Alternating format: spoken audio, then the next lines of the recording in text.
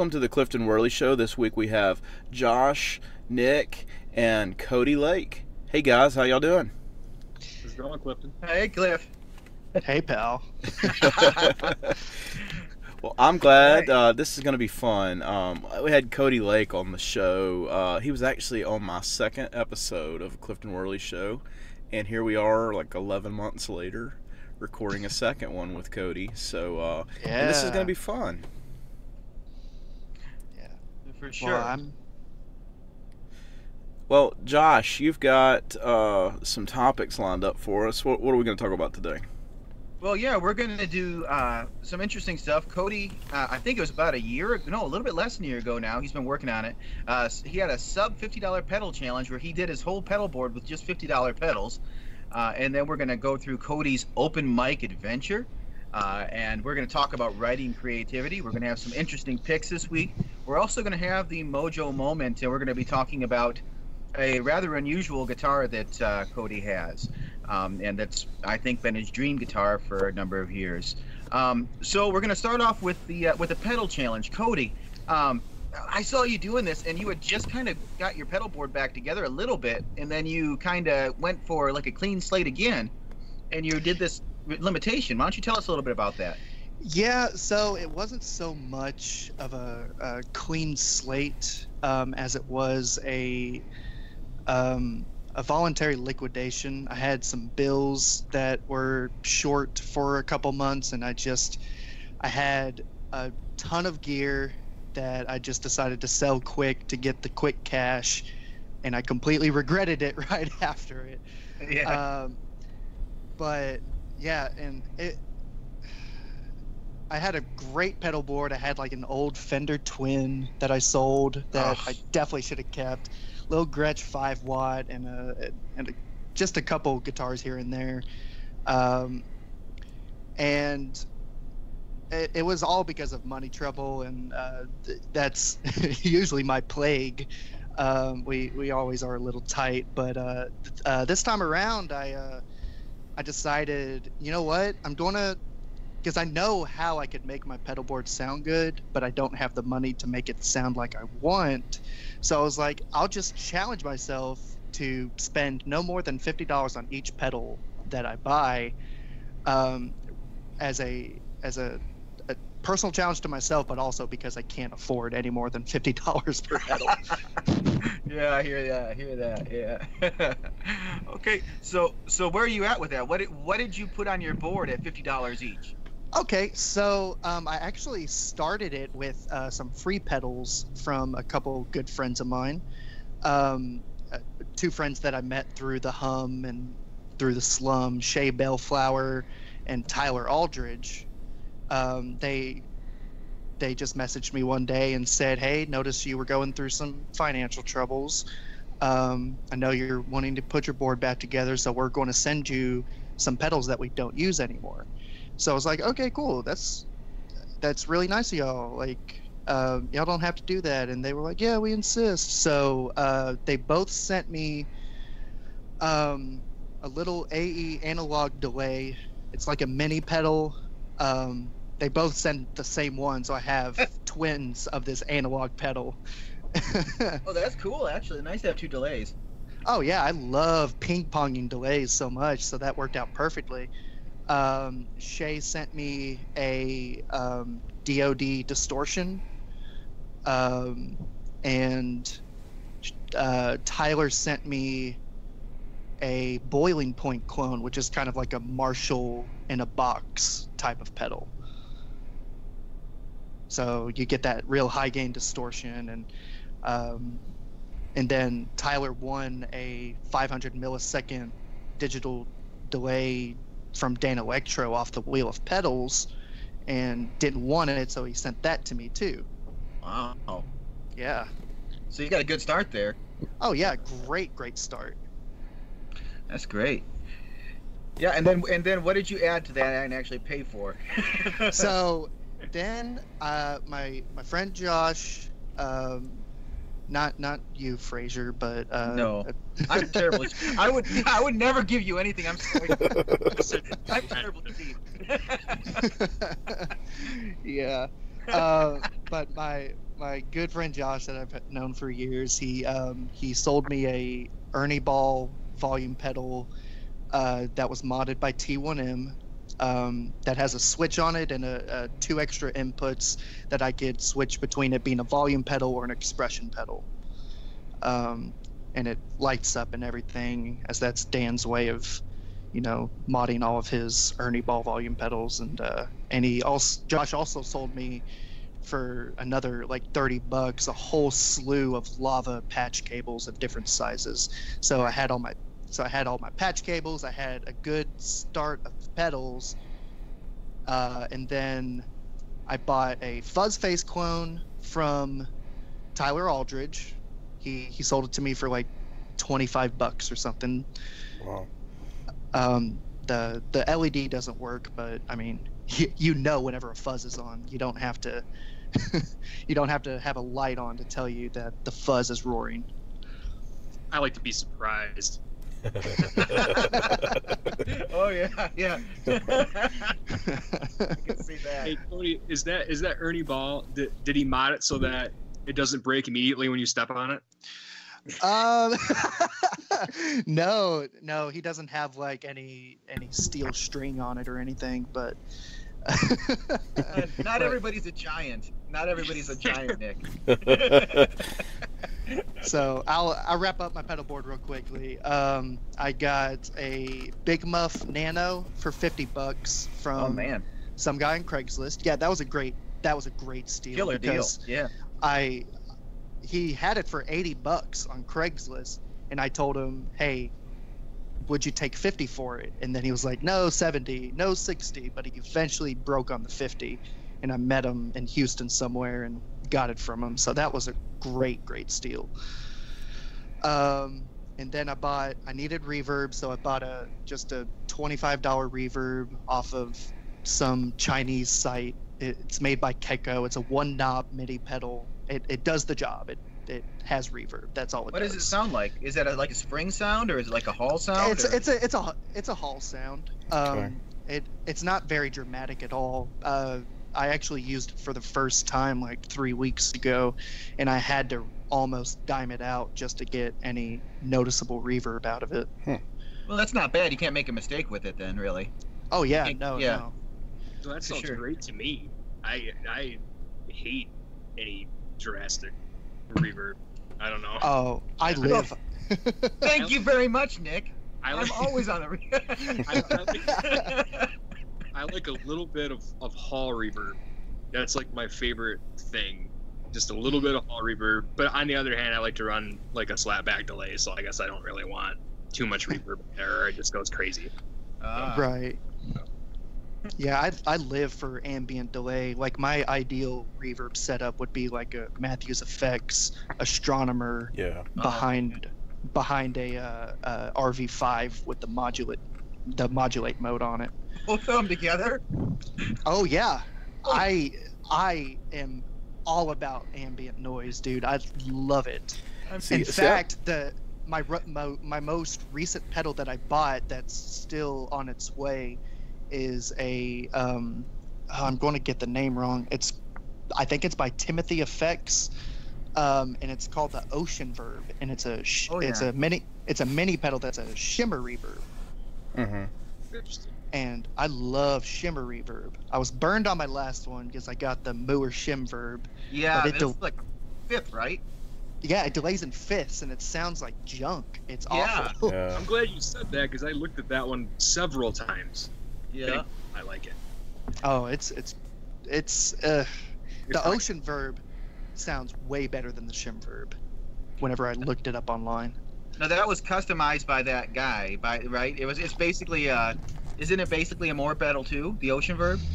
Is it a Moore or is it a different company? I think I'm pretty sure it's a different company. Oh, okay. Yeah, because it doesn't have exactly the same casing as Mooer. It's more rounded on the edges, but They're I mean, all Donners. Yeah, it's all. You know what? They're all tube screamers anyway. Even Yeah, Reverb. exactly. It's all a tube screamer. I swear, I've got every single one of those minis I've got that have been different brands, and this is like so it's only my third one, but my dad ordered 2. They all have the same box and the same lettering and the same embroidery on the boxes or the whatever, and I swear it's all coming from the same place. I'm convinced. The embossing's the same and everything, but anyway, the shim verb's no good. I'll have to remember that. That was one of the ones I really looked at. My first reverb pedal that I ever bought was a Love Pedal Hall Mod, and I almost got a shim verb instead of that pedal, and I'm glad I didn't. Though I sold that one anyway, so I guess it doesn't matter. But, but anyway, cool. You know, I think we've all been in situations where we have to kind of sell off a bunch of stuff to to make ends meet, and that it's always rough, isn't it? When you look back at it, and you're like, there's no real reason why, that $50, it really doesn't make that much of a difference. I mean, at the time it feels like it, but it doesn't. Though you feel better about it. Like, yeah. I don't when I feel guilty and I sell something, I feel better about it. That's true. Yeah. That's true. I mean, it absolutely broke my heart whenever I had to do that. And looking back on it, almost 2 years later, we could have made ends meet without me having to do that. And I sold it to a pawn shop, so I was getting 65% value for it. Yeah, man. Yeah. But that's the thing. You're making the adult decision too. That's the hard part, because 16-year-old you would be like, I don't care. I'm gonna eat macaroni and cheese and ketchup, and that's what I'm gonna have for the next month. I'm gonna keep my reverb, my twin reverb. Yeah, for sure. Yeah. Yeah. So what really kind of sparked my interest, Cody, with what you were doing lately is the open mic thing. Man, it sounds like you're really, really trying to get as much in while you're home as possible there. Yeah. Why don't we talk a little bit about that? I saw bits and pieces of it. I wasn't able to watch all of them, or all of it, but that was really, interesting to see you actually up there performing and singing a little bit, and that was good. Yeah, I never get to do it anymore. Me and my buddy have been in a band, quote unquote, for just almost 10 years, I guess. Ever since we were in middle school, we would always write music and play together. And I would always drum behind him. And that open mic was the first time I had ever done my stuff in front of an audience. So that was really, really special. The video was my second open mic. The open mic, my first open mic was a week before that. And I've played in front of audiences so many times before behind a drum kit, and it does not faze me. I would play twice a week whenever I was home, and we'd have crowds, not big crowds, anywhere between 10 and 60 people on whatever given night, and it was always open mics. We never got actual gigs until recently, but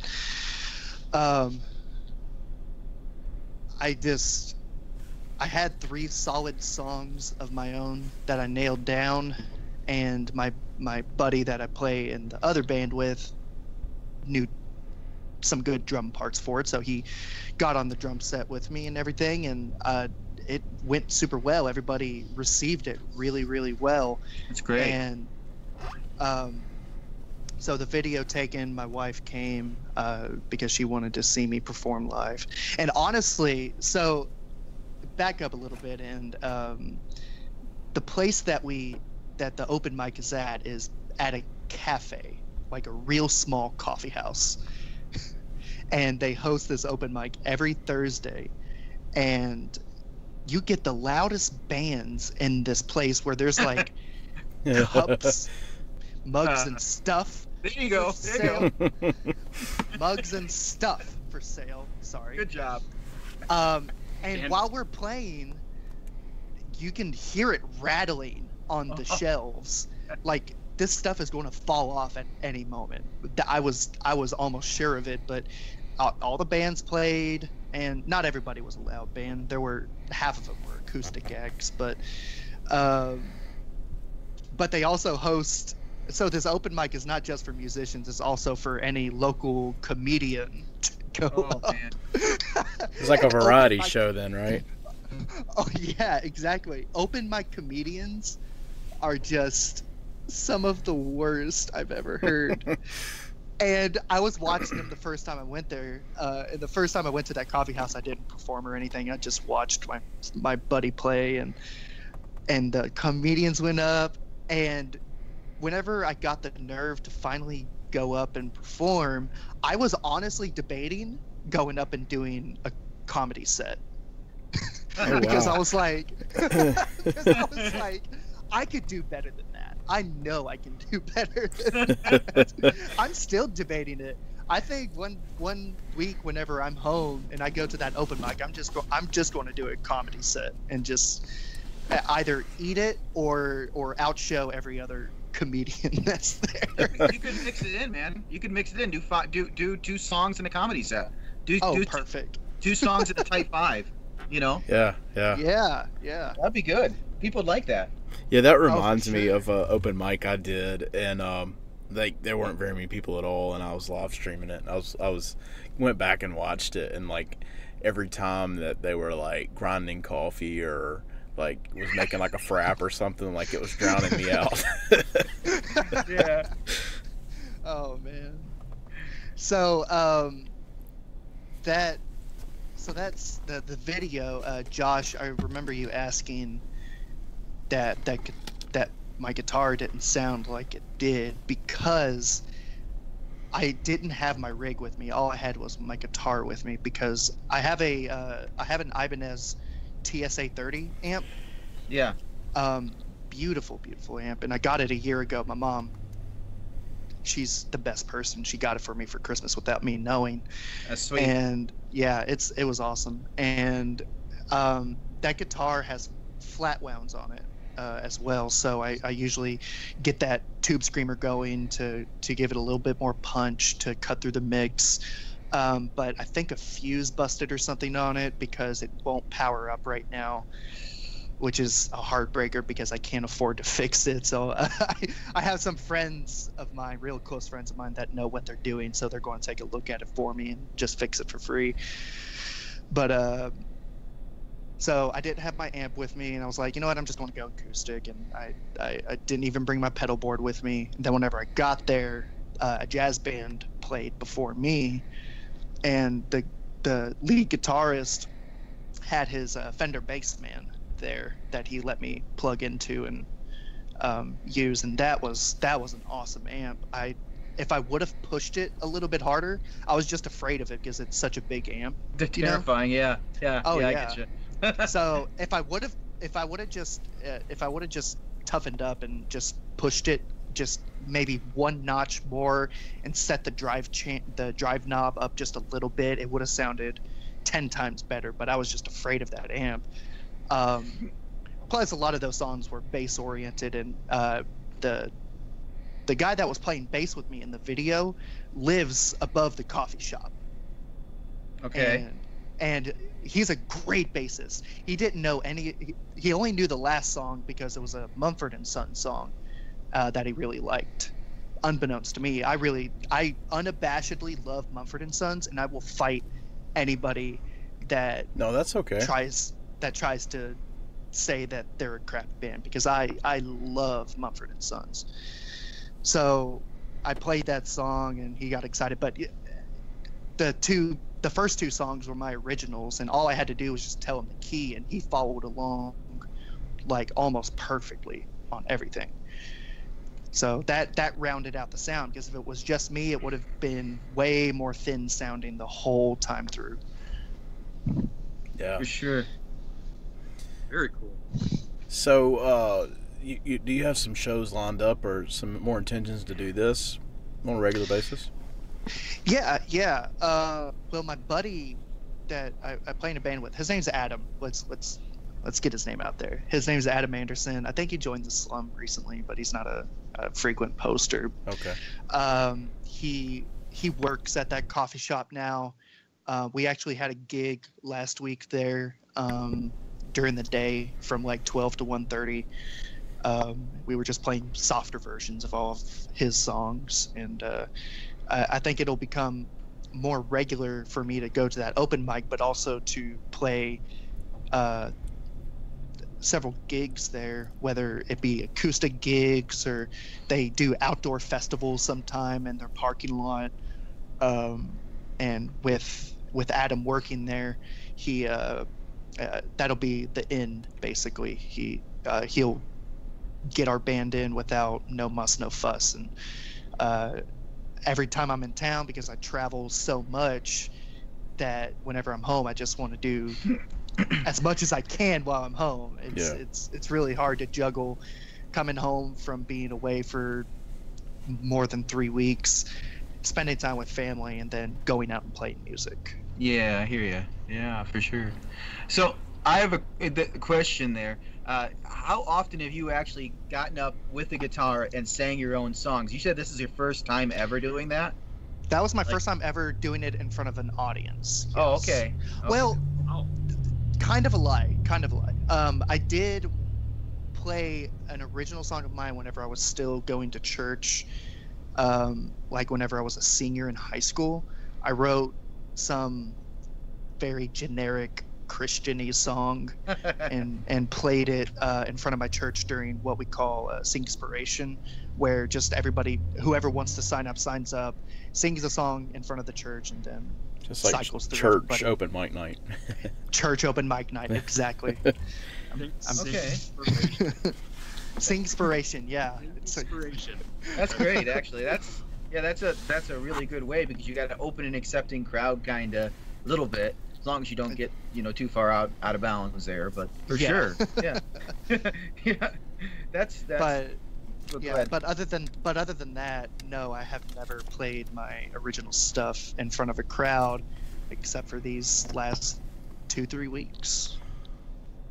Yeah, that's amazing. I think I'm glad that you're doing that, Cody. I know last time we talked, like, you're talking about you used to be in a band and wasn't playing music at the moment. I'm really proud of you to see that you're putting yourself out there and playing, and you just never know what kind of opportunities that's going to open in the future if you keep at it.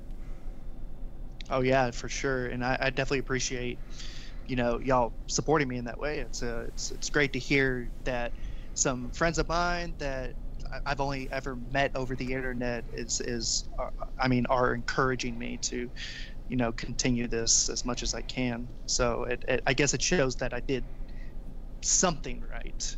Not everything, but something. Absolutely. Well, you got good presence up there, if nothing else, man. You it feels like you kind of own that little space there, which is that's probably one of the harder things to do. I mean, you weren't just you were there. That's the thing. A lot of times when people are playing at an open mic night or something, they're kind of looking down or looking away, or you can't feel the physicality of their performance. You could really see that with you. You got something there, man. Well, what trained me is I was a worship leader for youth band back in church for like 5 years. So I learned to engage with the audience while worshiping the Lord, and that just translates. What was that? Everybody's a worship leader. What's up, Nick? I was before I dropped out of church, but it definitely trained me to engage the audience real well. Yeah, it makes a real difference, especially with the youth. I mean, and I think that the great part is, especially, I mean, when you are singing for kids, they do not accept any bull at all. Even if you are one of them, if the kid thinks it stinks, you're gonna lose their attention. Like I just snapped. You lose their attention quick. If they think that you're phoning it in, you're gone. It doesn't have to. They're gone. They're talking to their friends and off doing other things. So you're right. That's definitely a thing, and it will definitely get you used to having like a loud coffee shop around you while you're trying to sing a song, because kids talking to their friends and bumping each other and walking away in front of you to go to the bathroom or to grab a snack or get a drink. That's something that really that really prepares you for playing out. Oh yeah, for sure, Yeah. man. It's not quite the same as a drunk lady at a bar trying to dance with you while you're playing, but pretty close, you know. I'll tell you a funny coffee shop story though. The when I did that open mic several months ago, I set up to play and I was opening up for a friend, and so I had like a short 20-minute set or whatever. I wasn't gonna play long, and I didn't have a lot of stuff prepared to do because I was doing all original songs. And there was this lady, and she saw us like sound checking and everything, and I kid you no lie, she said, "Well, I'm fixing to leave and go home in about 5 minutes. Can you play your set now so I can see it?" And I'm like, I'm sorry, no, I'm not supposed to play for another 30 minutes, you know? It's like, okay. That was the weirdest. Yeah, that's not how it works. Dude, in drunk ladies can dance for a really long time. Can you steal your own thunder? I know, right? Oh, my. Yeah. Yeah, that's really an interesting thing. Yeah. You know, I just one thing I'm kind of like I performed once in my life, and that was in high school, and I played drums. That was it. I've never played guitar performing other than like campfires, and I just played a little mandolin for that. But I'd like to do open mics someday. That's kind of my goal. I think it's a pretty, I mean, and for most people, I mean, for like you guys and stuff, it'd probably be a really just easy goal. It's like, that's not much of a goal, but really for me, it's a big goal. Like I've always had, you know, a decent amount of performance anxiety, and I don't sing either really, so, and play. So I've been hoping like for years that I'd find somebody that would like, you know, start like a band to do that kind of thing. But I haven't really worked hard enough at it, and I haven't had time in the last like 5 years.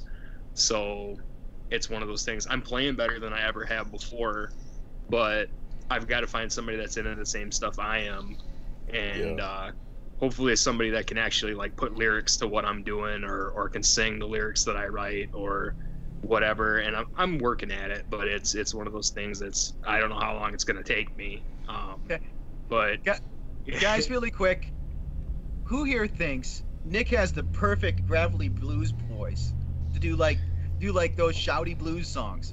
I don't understand this, because I mean, if I had that gravelly deep voice, I'd be blasting out whatever. It doesn't matter, you know. You got that voice, man. It doesn't matter. You don't even. How Yeah, it's like you use your talking voice to sing. You don't even have to really sing, you know. You mean I could be like Tom Waits? No, Yeah. listen to that gravel while you were talking, dude. You just take that and you add a couple of you know, having no money and being down on your lucks and having holes in your shoes and stuff, and people would believe it because you got that gravelly voice, dude. And plus, you know, that would, I'm telling you, you got that part right there already.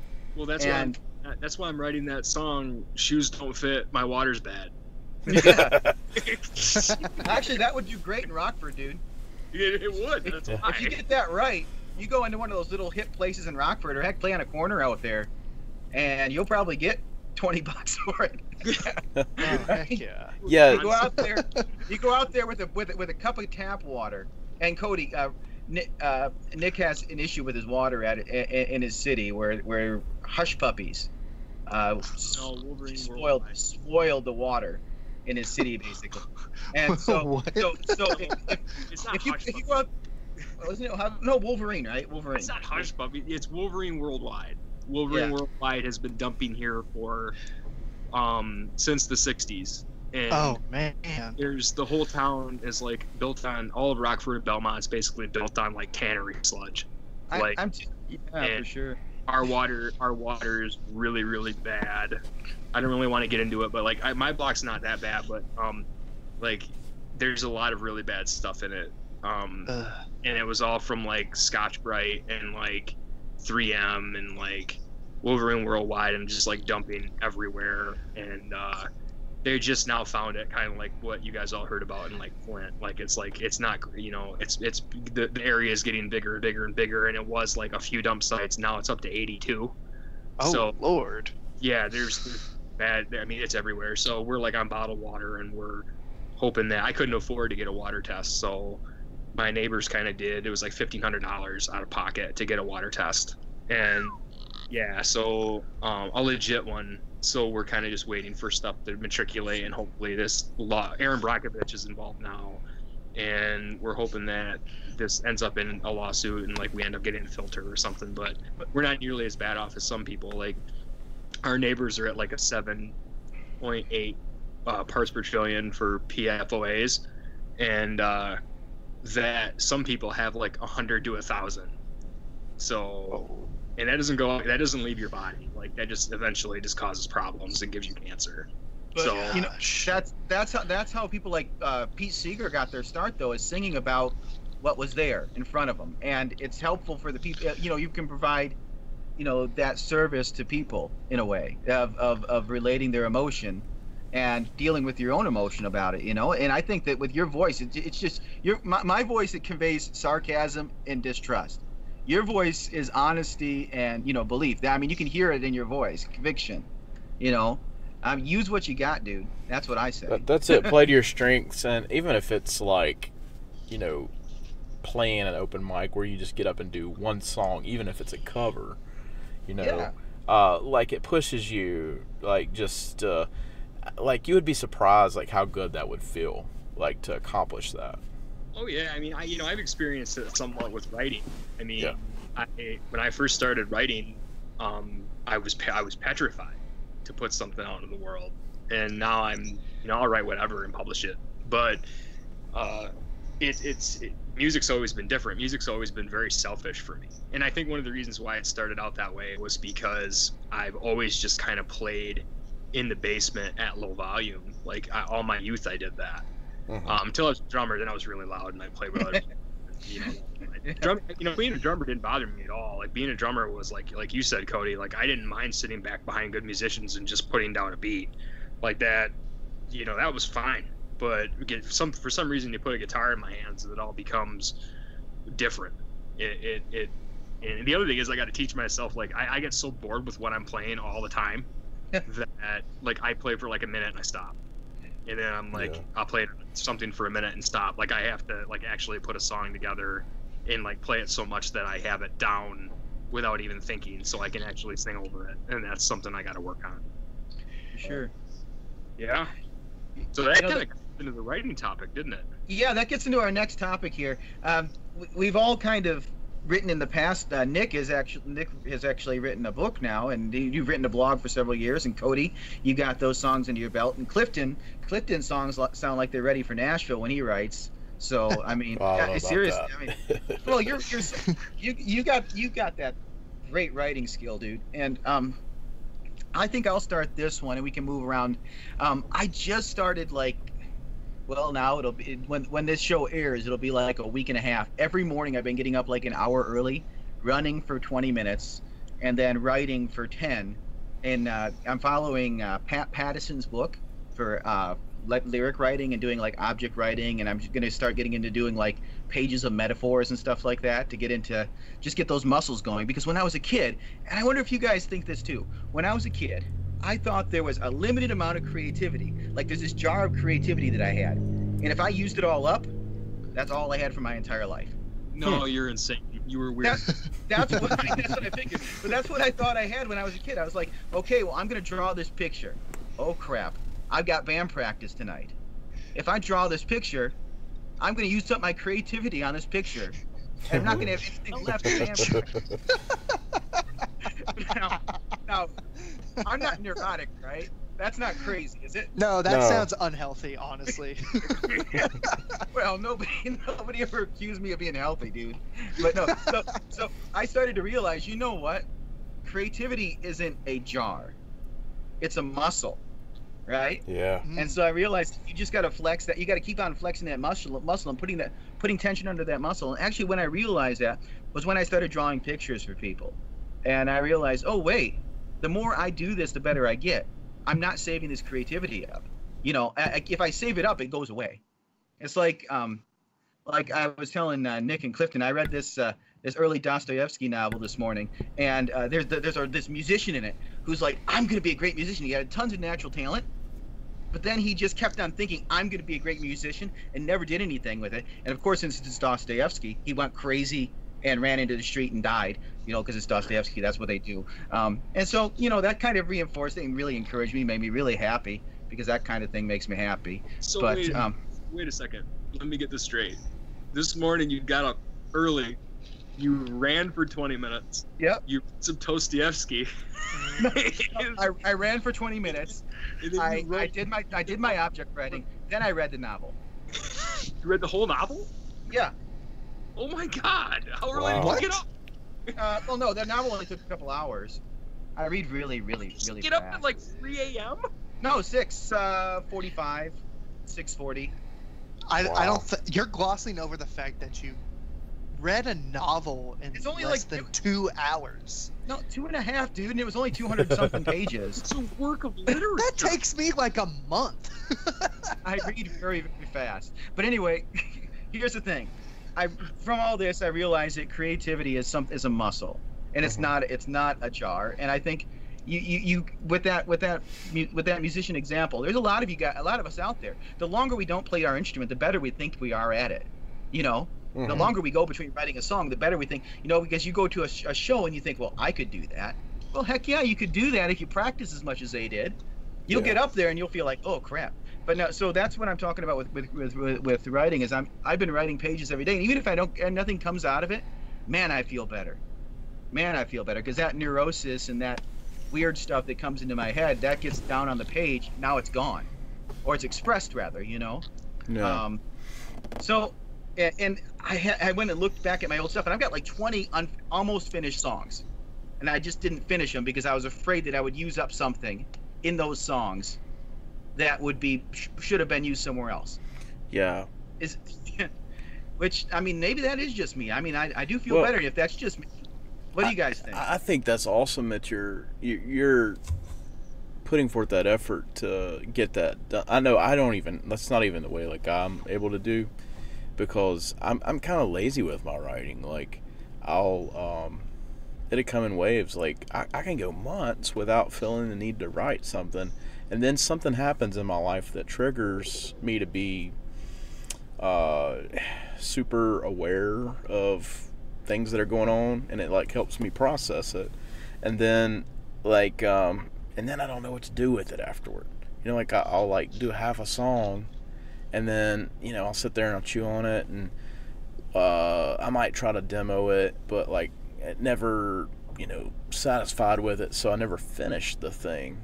And so it just comes in waves. Like sometimes I could have a couple week period where like I start 10 songs, and then like I might go 6 months without feeling that urge. So it's not any kind of disciplined. I think that would be good for me to try to push myself to be more consistent. So I don't know. What do you think, Cody? How do you write? Well, so I have two modes of writing. I do both songwriting and story writing. I'm actually in the process. So about a year ago, I wrote a concept album that I have yet to record, but it's called Landscapes, and my writing back whenever I was in high school and college, I could see the clear divide in my notebook whenever I left college and went to work. My writing became vastly different because my process back in high school was like, I'm angsty, I have a girlfriend, and that's everything I need to write. Yeah. Yeah. I got a similar experience in high school. You got this anger in you. That anger will drive you, dude, won't it? It'll just drive you to make stuff. Oh yeah, it's awesome. So there's a line, and there's some songs that were written on that line where I still had my spirituality. So there was a lot of God-centered songs, and then as I fell out of the faith and I was becoming a working adult, my songs are now becoming more abstract, to where they reference either very specific ideas or certain circumstances that happened to me on a certain day, but I don't write about them in the way that like a country artist or a pop artist would, where they explain exactly what's going on. I use more abstract metaphors to write what happened on that day. A good example is that I was working out on the coastline of Texas, and we were at a plant, and oil plants will shut down everything if it starts to thunderstorm, right? Uh-huh. So we were all sitting in our cars just waiting for the call, you know. And while I'm sitting there in my car, I grab my journal, I grab a pen, and I just start writing about. I titled it "Sky Falls Down," so I was just writing about how everybody scurries, everybody gets afraid when the sky falls down. Everybody's panicking because that's what oil plants do. They panic whenever there's lightning like 20 miles away. So I just, in a very metaphorical way, just started writing about that. And my second mode of writing, because that's just my songwriting, I do creative writing with a friend of mine from back in Ohio. We've been doing this this thing where we trade writing chapters of a story, where she would write a chapter and then I would write my side of that chapter, and then I would write a chapter and then she would write her side of the chapter. And we've been doing that since I was like 19. So 4 years now of just writing this story. Oh, wow. Yeah. And I do that often. I'm going back to the landscapes thing. I wrote songs.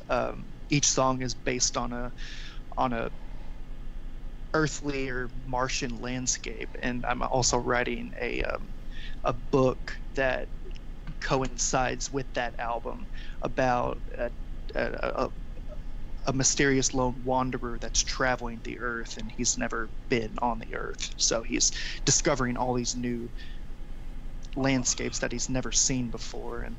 And I don't know where this stuff comes from, honestly, because I have all these abstract ideas in my head, and whenever I get them, I have in my notes application on my phone, I just have single lines written down, and every couple weeks or so I'll take one of those single lines that I wrote down that just popped into my head one day, and I'll write an entire song around it.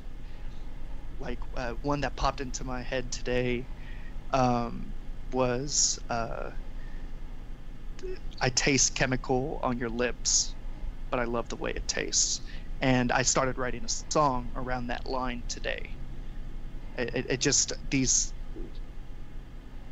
ideas just pop into my head, and that's kind of, I don't get inspiration from normal everyday things like Clifton and his Nashville writing, but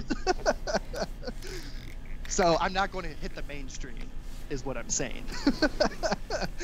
Yeah, but that's good. I mean, it's kind of, that makes me think of like Dylan a little bit. Like he's kind of a little abstract, or John Lennon or somebody like that, where it's not like straight out in the front, but it draws you in. Yeah, for sure. And I prefer that way of songwriting, just because why would I describe something exactly as it's happening? That's like somebody recounting their day. I hate it whenever people tell me about their day. It's terrible. Stupid. It's awful. It's like, I don't waste care. of time. Yeah. But if I write down about what happened in my day in a more abstract and metaphorical way, all of a sudden it becomes interesting to somebody, because it's like, oh my gosh, what did they mean by this? It just meant that it was a sunny day. I mean, that's why I always liked Scott Weiland's writing.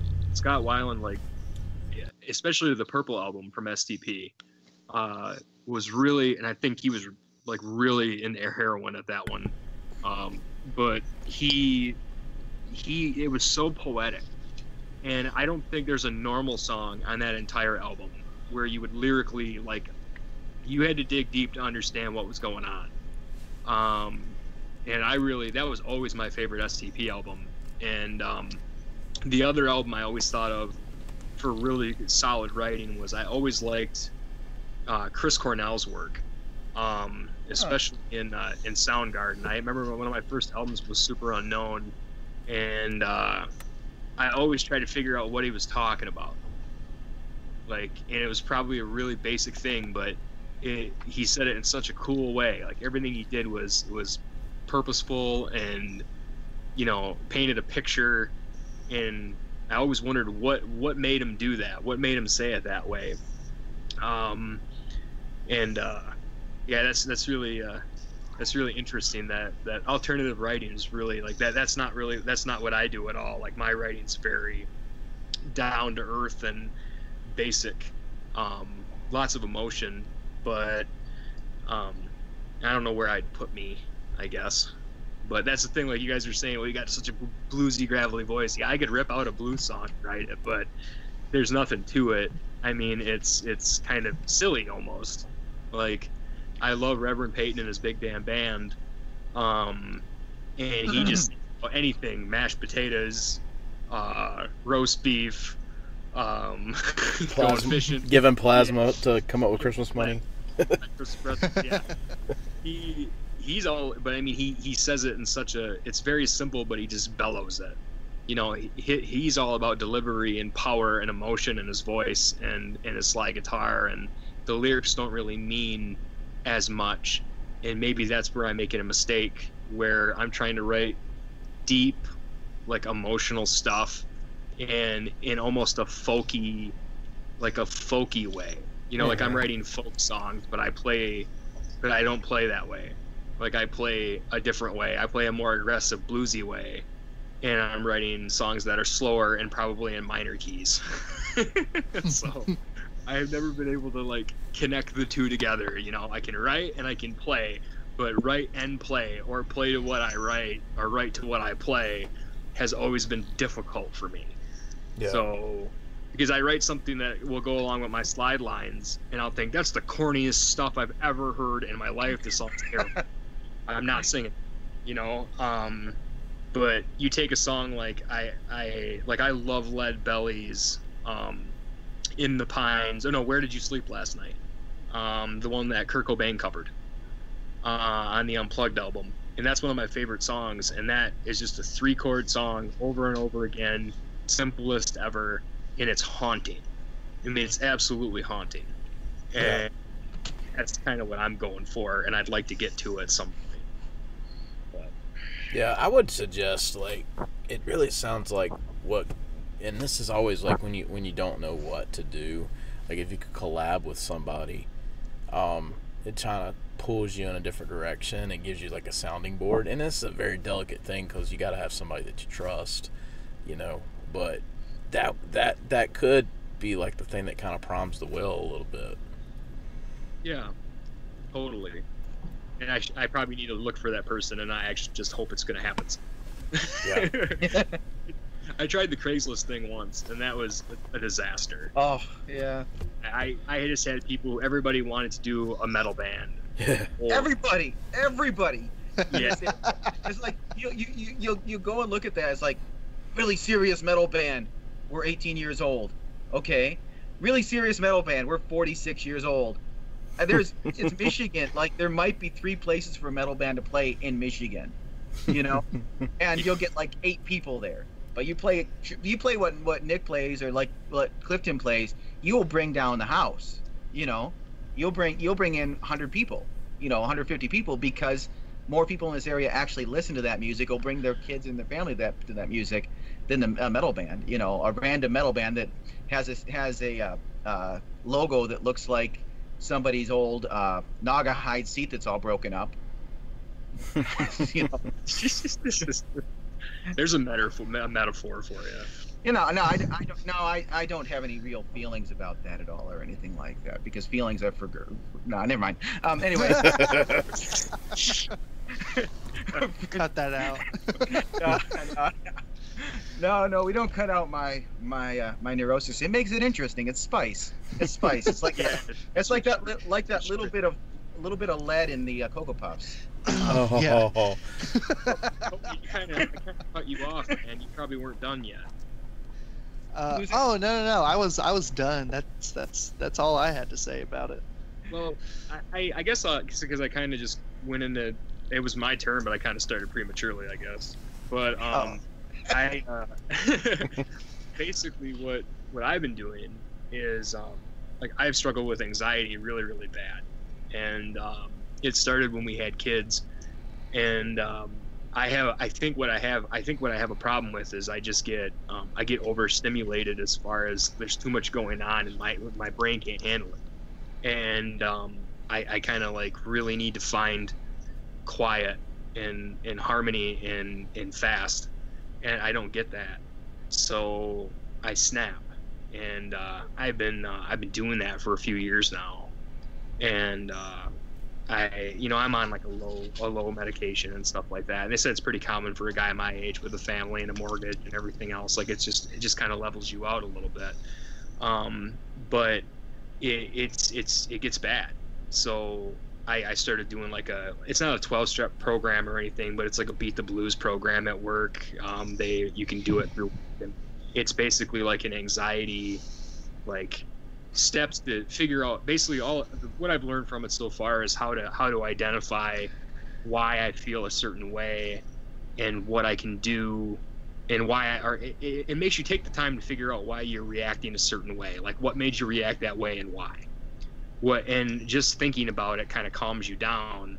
Well, I was kind of going through that, and they were like, well, think of escapes, think of things that you can do. And I used to depend on archery for that, but archery doesn't always do that anymore, and I can't always go shoot my bow. And then there's other things too that I don't really have time to do, but what I can do is whip out a journal and write something down. So what I kind of invented was the Book of Pain.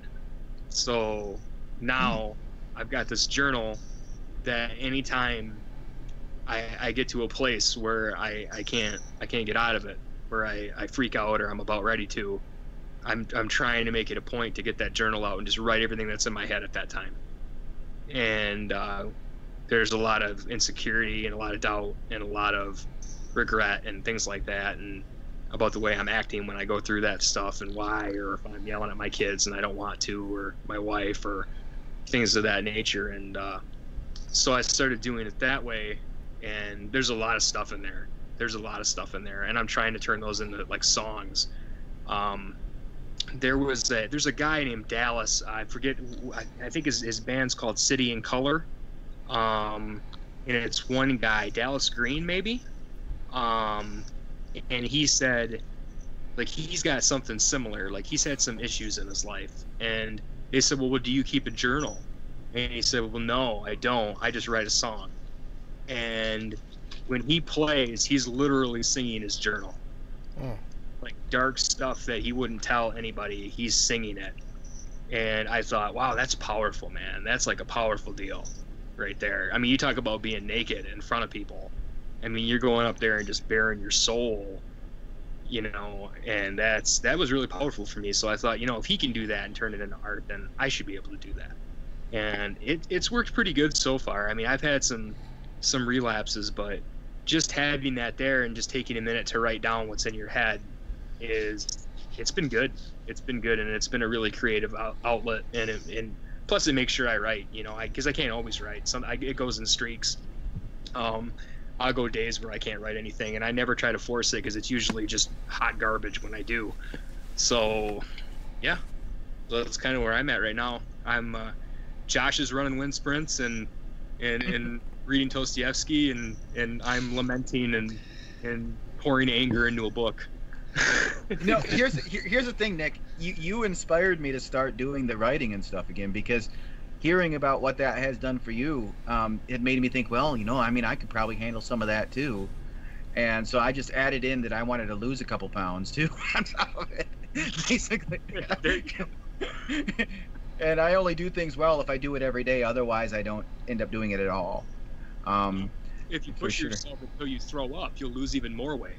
You know, I've never thrown up after running or working out or anything, even no matter how hard I work. It's like that food is too valuable to me. I'm not going to throw that up. I like that food. You paid money. You paid good money for that food. Yeah, so you just swallow it back down, dude. You paid good money for that ramen. That's my food. All right, guys. Josh is the cheapest man ever. Pretty much. Yeah, for sure. Yep. So, I think we've really covered that, and we've broken some ground, and I'll be charging you guys a psychiatry fee, and we'll see. Seriously though, this is actually really good information that I hope a lot of people, take up and use it to realize that the creativity is a muscle, and that they can get this stuff out instead of blowing it out. Because I think we all kind of get to that point where we just blow up sometimes, right? Yeah. And this is a great way of helping. So the next step in our topic, the next topic that we're going to talk about, I think, is our picks for the week. And it's basically with picks, what we do is we find something interesting, and musically or otherwise, it has inspired us to made us want to write, made us want to listen, made us want to, made us enjoy it. And Cody, since you're the guest, do you have a band that you would like to plug, or something that was interesting to you or that you've been enjoying lately? Oh man, that's a tough question. There's so much. I intake so much media during the week. It's so hard to just narrow it down to one. Can I say two? Because I got two off the top of my head. No, you can't. No, sure you can. Go ahead. Okay. Well, the first one I just discovered today. It was this album called Poppy.Computer. Oh, yeah. Oh my goodness. It's crazy. Now, if none of you are familiar with Poppy, she is this petite blonde little YouTube personality, and she does these very well edited, well produced videos that on YouTube that are just so nonsensical, because first off, she's so non-emotional. She acts like a robot, and she's just explaining how to do simple things like how to pour a bowl of cereal or how to load a pistol. It's so weird and nonsensical. And she put out an album today, and I listened to it all the way through on my way home from work, and I was just it's so deranged because it's 80s style pop music, like very synth heavy. But the lyrics are they seem very bubblegum sweet type pop lyrics, very derivative, very boring. But if you really listen to these lyrics, especially about halfway through the album, they're very like cultish undertones. Terrifying. And it's like she's trying to sing these songs to you to get you to love her, is what it feels like. And granted, I'm almost positive that this whole album is satirical against pop music. Yeah. But it's still so deranged and weird. So that's the first one. The second one I'll plug real quick. My very good friend's band. His name's Patrick Ray. We call him PJ. He's got a band that he plays guitar in called Meraki Tosca. And they just dropped an great name. So Meraki Tosca, and they just dropped an album like less than 3 months ago, and they did a tour on the East Coast for it and everything.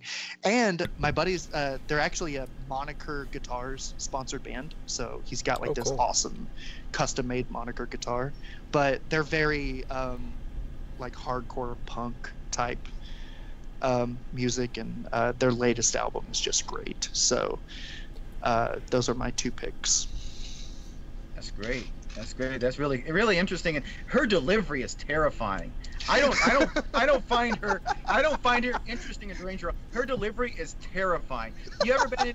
It's like one of those little dolls that your grandma had came to life. Yes. And starts talking to you in a Barbie, like a Malibu Barbie voice. I'm bad in math. That kind of stuff, Yeah. Add 1 + 1. You put two together and they become two. It's just terrifying. It's ugh. And I'm gonna listen to the album though and be scared. That's gonna be fun. Hey Nick, what about you? You always have something cool. Yeah, I got a folkier pick this week, and it's a guy that's been doing this for a while, but his name is Jeffrey Folkalt. I don't know if any of you guys have ever heard of him. Yeah. He one of the things he's he's got a lot of his own great music, but one of the things he did was, I'm a big fan of John Prine, and he did a whole album dedicated to John Prine and did all of his songs in his own kind of vein. And man, it's incredible stuff. But the album I really like is that he did in 2015. I think it's his most recent, and it's called Salt as Wolves.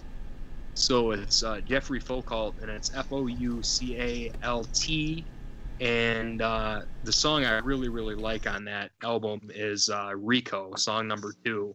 And he's got another one on there called Des Moines. And that one is really, really good too. He's got a great voice.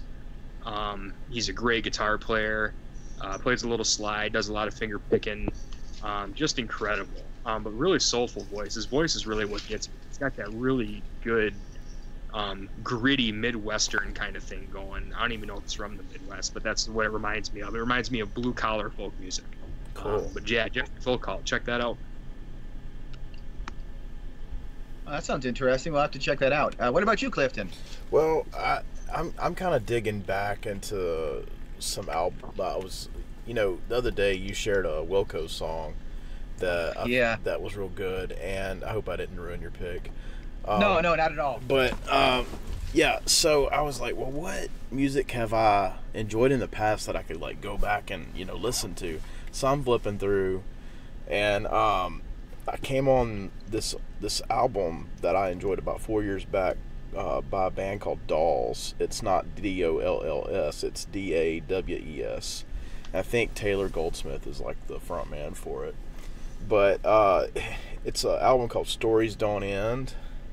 And I think the big single off that one was called Most People. But there's a lot of good songs on there. And I was listening back through on my way to work the other day, and there was one that the thing about their music is like the tones and the guitar playing and the beats and everything is so interesting on itself that you don't really pay attention to the lyrics sometimes just because you're enjoying the music. But man, like that dude can write a song. And there was one called From a Window Seat, and like it's like he's describing, and I never paid attention to this till the other day. He was describing about getting on an airplane and like all the monotonous things that happen when you're getting ready for a flight and all this kind of stuff. And it's like he starts daydreaming, and it's like he begins to tell this story like that he's imagining about all these things, and it's because he's kind of drifting off into this semi-sleep state, and it just really, it's one of those stories that sucks you in, and then it's like you don't really know what he was singing about. That's cool. So yeah, that's a good pick. Go check it out. Yeah, that sounds really interesting. And it's neat to go back every once in a while and look at the stuff that you enjoyed in the past, because you kind of, sometimes you listen to a song that you heard a couple years ago, and it kind of takes you back immediately to that place where you heard it. Absolutely, yeah. Or back when you did CDs in the car all the time, you'd have 1 or 2 CDs in your car that would just kind of rotate through. And there are certain CDs that I can't listen to anymore, because as soon as I listen to them, boom, it's like 1999 or it's 2004. And yeah, I mean there are certain CDs, certain albums that it's like, boom, I know exactly where I was there. Yeah, for me this week it's going to be a really odd pick, but it's actually going to be music, Nick. It's actually going to be music. It's not going to be a documentary or a podcast. It's going to be the band Kwoon, Kwoon. And they're an ambient post-rock band. And yes. And it's like absolute. And here's the thing. Lyrics are absolute garbage, in it, but the sound is so cool that you just sit there and you kind of float away in it, and I love it. It's kind of like Radiohead Kid A, if Radiohead knew how to play their instruments. So Whoa, hold on. no, here's the thing. At the time of Kid A, they weren't, the musicians that they are now, and they were doing this experimental stuff, and it was really not, you could tell that they were kind of for me it always felt like they swung and missed after Creep for a while, and that album felt like a swing and a miss at a concept album. And with Quoon, it's like they took that and they culled it down into something that's listenable more than once, because Kid A was not. I feel like that's a very controversial statement, but I'll just leave it be. Well, Whatever. I'm not going to make a controversial statement. The Eagles, Bruce Springsteen, the Beatles, that kind of stuff. Join us on our next episode where Josh takes apart and dissects everybody's favorite bands and tells you why you should not like them or enjoy them. I have to be very careful about that, because I can destroy somebody's joy in something by taking it apart. And there's part of me that really loves doing that. I mean, it's like watching the world burn, but it's watching somebody else's world burn. It's like, oh yeah, that's good. That's good. Man. Yeah, that's great, Josh. That's great. I have to have a little disagreement with you about Radiohead there. Oh man. Dreams, guys. All right. So I think with that, Nick, are you ready?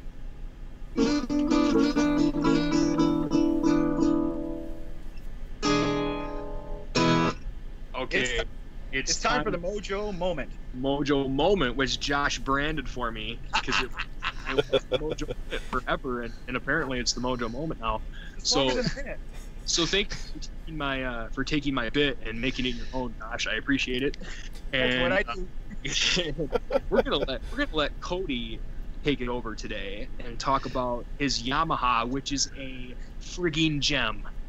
Oh my goodness, yes. So a little backstory. So I'm super into hollow body electrics. First off, I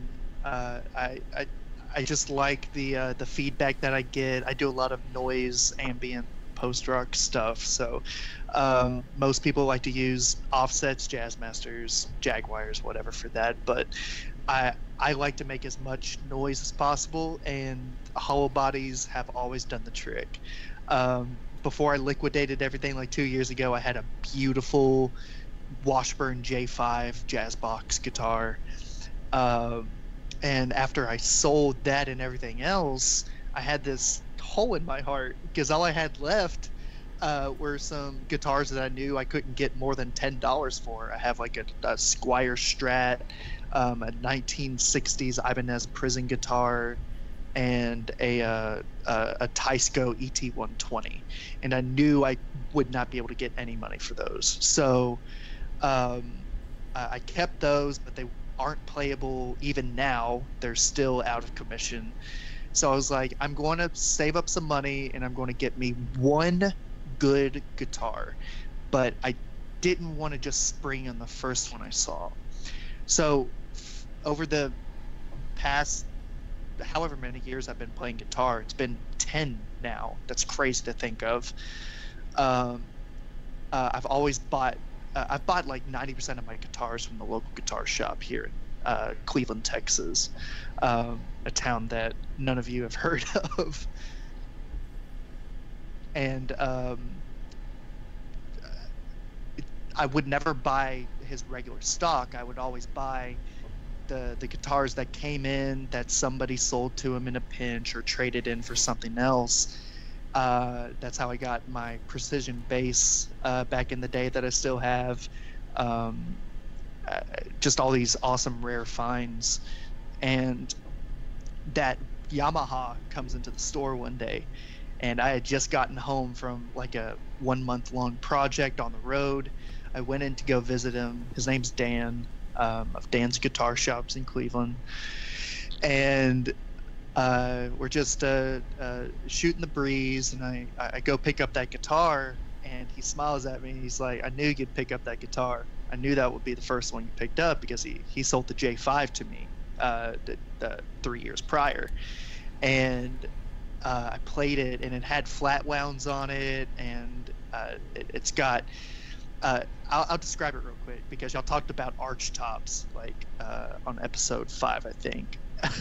So it's this hollow body arch top guitar, gold hardware, so gold pickups, black witch hat knobs with a gold embellishment on top of them where it says tone and volume, like a bronze color bridge on the outside, and on the inside it's got leather, like legit leather stamped with Yamaha on it.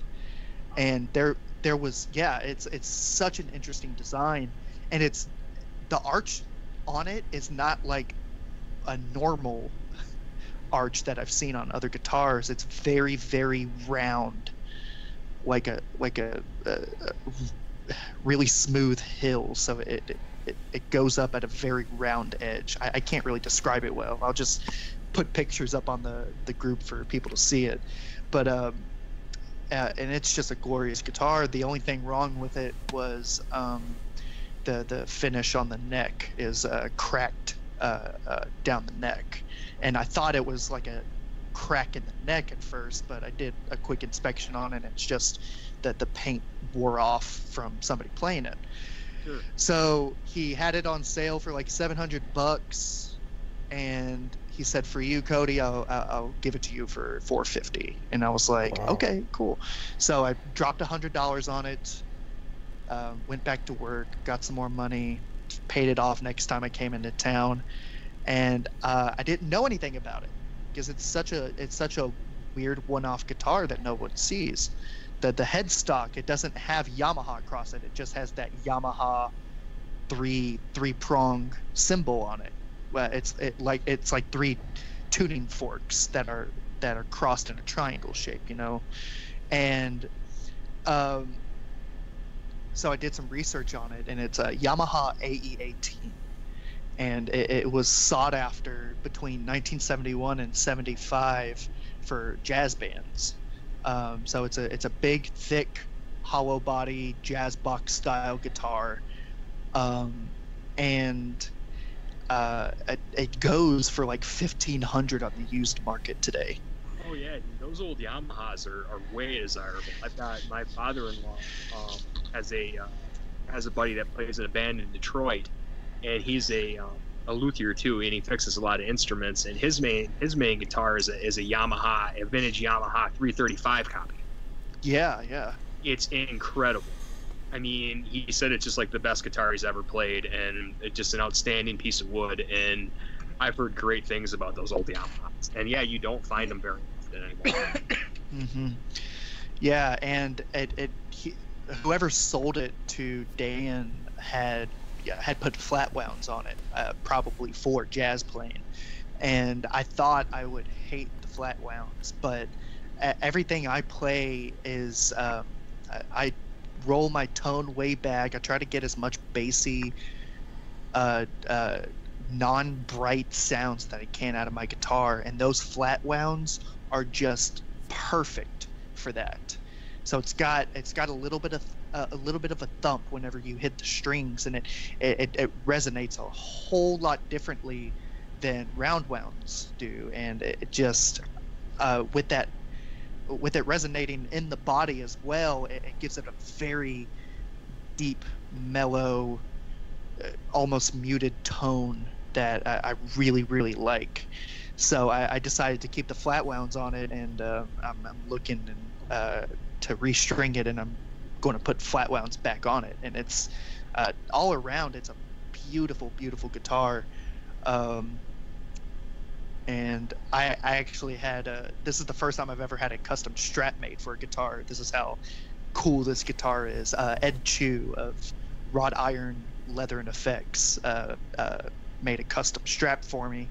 And I asked him whenever I got the strap, I said, can you put an emblem on it instead of an engraving that's of the silhouette of the Loch Ness Monster? because my music project's called The Lake Monster. And he was like, yeah, I can do that. So it's this beautiful like red tinted leather that really complements the almost gold sunburst of the guitar's finish. And it's just the most in love with the guitar I've been since my J5. I just absolutely adore it. That's rad, dude. You got to post a picture of that on the page too, like a good picture of your guitar. Yeah, I certainly will. So, yeah. So I've never played a guitar with flat wound.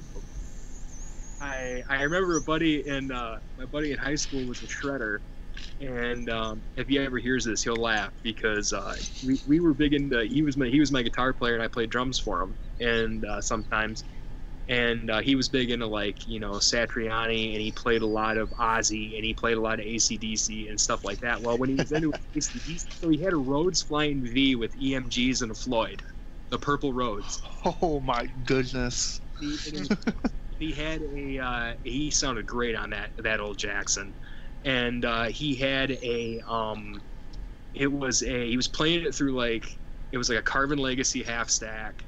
And he heard that you could get better tone with heavier strings, so he bumped it up. He was going to bump up to a 13. So he bumped up to a 13, and then he put flat wounds on it because he heard that Paul Gilbert or somebody played flat wounds.